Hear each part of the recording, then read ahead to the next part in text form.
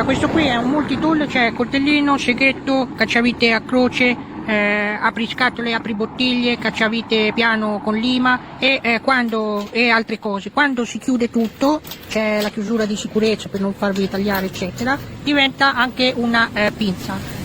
Oltre a questo si può anche chiudere su se stesso, quindi compattissimo, e riuscite poi, ecco vedete diventa così, e riuscite poi ad agganciarlo ad una cinghia dei pantaloni, una cinta eccetera eccetera, perché ha anche questa porta utensili tattico che ha questa parte qui che si può agganciare oppure anche. Mi è piaciuto molto e lo consiglio.